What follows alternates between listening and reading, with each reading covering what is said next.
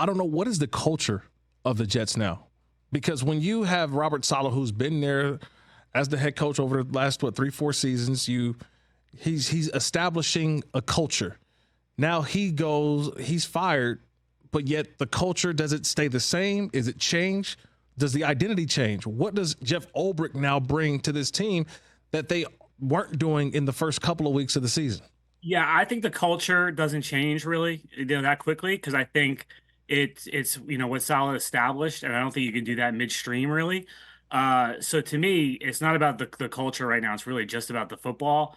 And I think maybe over time the culture will change, but I don't think you're going to see that right away. I think they're going to stick to what they had. And really, Ulbrich, was brought here by Salah. He's kind of, a solid disciple. So I don't really think this is going to be a drastic change in terms of that. I think what the drastic change is going to be is they're looking for things on the football field, especially offensively. What have we seen from Aaron Rodgers, whether at practice, in his media sessions, anything?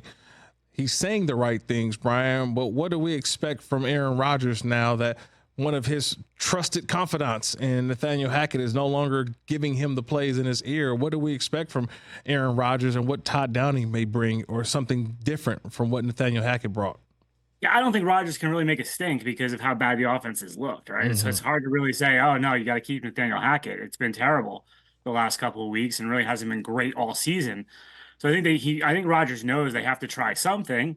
How long he's going to have patience if it doesn't work, that's another question. I think, he's going to want to see results pretty quickly here.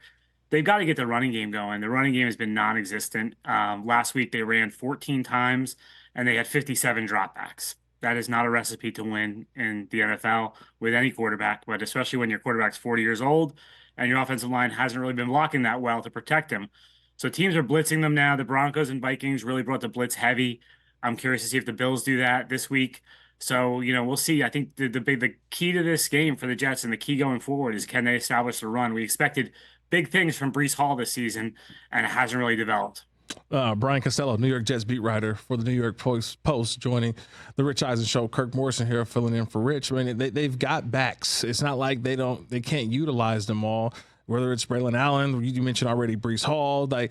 Why hasn't there been a commitment to the run game? Because this offensive line hasn't blocked well. I've seen Aaron Rodgers on the ground far more in a short period of time with the Jets than I've seen probably his entire career with the Green Bay Packers. Why not lean on the running game a lot more instead of putting this 40-year-old quarterback back? dropping back as many times as he has this season. Yeah, well, I mean, it hasn't looked good when they have run, so I think that's part of it. Mm-hmm. They just haven't. If you watch the games back, it's almost every play someone's making a mistake. This guy misses a block. This guy misses a block. It gets blown up in the backfield.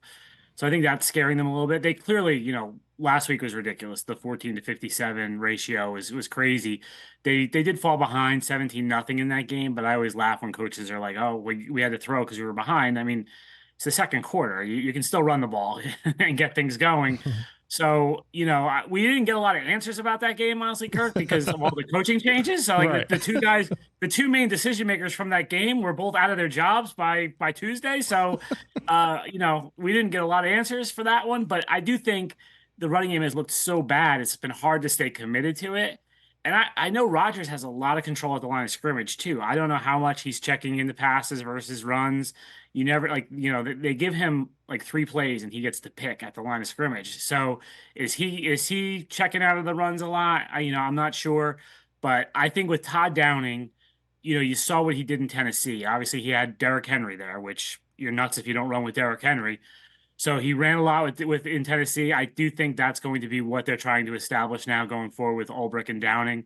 So I do think you're going to see a greater commitment to the run than you have seen the last few weeks. Brian, I know it's the difficult job that you have to do, especially with this New York media, when you only get maybe 1 or 2 questions, right? When you're talking with everybody there and you're trying to get answers, and there's way more questions that need to be presented, because with the expectations that were put on the New York Jets this season, what they did this offseason, what they've done in the draft, the guys they've acquired, for this team right now to be sitting here with only 2 wins right now? Yeah, 2 and 3. It could be 2 and 4 by the end of the night.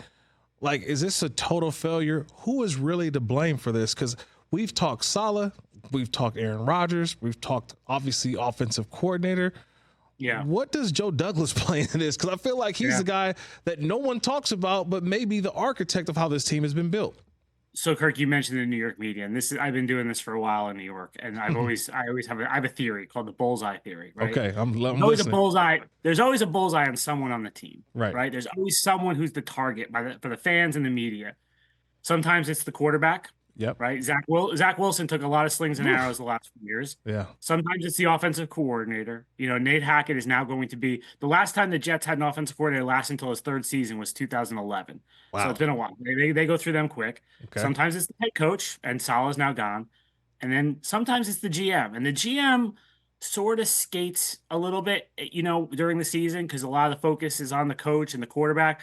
So I do think if this keeps going south, there's going to be a lot of focus on Joe Douglas. But you heard Woody Johnson the other day. What did he say? This is the best roster I've had in 25 years as a head coach. But he thinks Joe Douglas did a good job. He thinks the coaches are screwing it up. So, now they have to fix it. I will say this, 2-3, I've covered a lot of bad seasons with the Jets.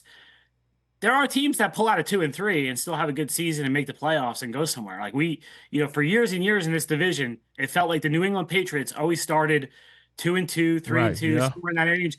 And everyone was like, oh boy, this is it. They're falling off. And then it was on to Cincinnati or whatever, and they would rattle off 10 games in a row. I don't think the Jets are that caliber of team, but I also don't think 2-3 is the end of the world. And they win tonight, they're in first place. So it's pretty crazy. And, I don't think there's anyone in the AFC. The Chiefs are the Chiefs. They're winning somehow, even though they're not playing their best. But everybody else in the AFC is kind of bunched together to me, and I don't see anyone pulling away in this conference right now. Catch the Rich Eisen Show every single day on the Roku Channel, 12 to 3 Eastern, for free.